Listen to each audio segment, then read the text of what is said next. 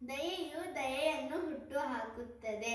ಯಾವುದೇ ದಯೆಯ ಕಾರ್ಯ ಎಷ್ಟೇ ಚಿಕ್ಕದಾದರೂ ಎಂದಿಗೂ ವ್ಯರ್ಥವಾಗುವುದಿಲ್ಲ. ಎಲ್ಲರಿಗೂ ಶುಭೋದಯ. ನನ್ನ ಹೆಸರು ವರ್ಷಿತಾ. ಇಂದು ನಾನು ವಿಶ್ವ ದಯೆ ದಿನದ ಬಗ್ಗೆ ಮಾತನಾಡುತ್ತೇನೆ.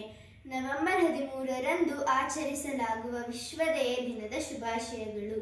ಇದು ನಮ್ಮೆಲ್ಲರಿಗೂ ದಯೆ, ಕರುಣೆ ಮತ್ತು ಸಹಾನುಭೂತಿಯ ಮಹತ್ವವನ್ನು ನೆನಪಿಸುತ್ತದೆ. ಈ ದಿನ ದೊಡ್ಡ ದೊಡ್ಡ ಕಾರ್ಯಗಳ ಜೊತೆಗೆ ಚಿಕ್ಕ ಚಿಕ್ಕ ದಯೆಯ ಕೃತ್ಯಗಳು ನಮ್ಮ ಜೀವನವನ್ನು ಹೇಗೆ ಉತ್ತಮಗೊಳಿಸುತ್ತವೆ ಮತ್ತು ಸಮಾಜವನ್ನು ಹೇಗೆ ಬದಲಾಯಿಸುತ್ತವೆ ಎಂಬುದನ್ನು ನಾವು ನೆನಪಿಸಿಕೊಳ್ಳೋಣ. ದಯೆ ಒಂದು ಶಕ್ತಿಯುತ ಭಾವನೆ. ಇದು ನಮ್ಮ ನಡುವಿನ ಭೇದಗಳನ್ನು ಮರೆಸಿ ನಮ್ಮೆಲ್ಲರನ್ನು ಒಗ್ಗೂಡಿಸುತ್ತದೆ.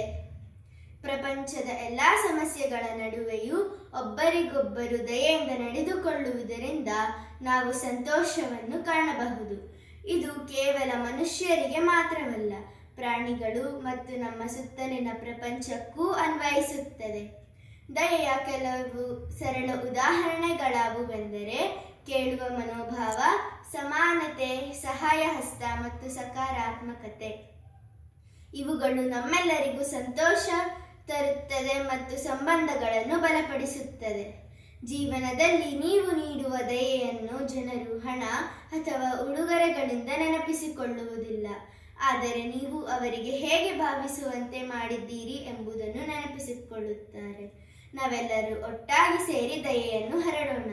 ನಮ್ಮ ಚಿಕ್ಕ ಚಿಕ್ಕ ದಯೆಯ ಕೃತ್ಯಗಳು ವಿಶ್ವವನ್ನು ಉತ್ತಮ ಸ್ಥಳವನ್ನಾಗಿ ಮಾಡೋಣ. ಧನ್ಯವಾದ.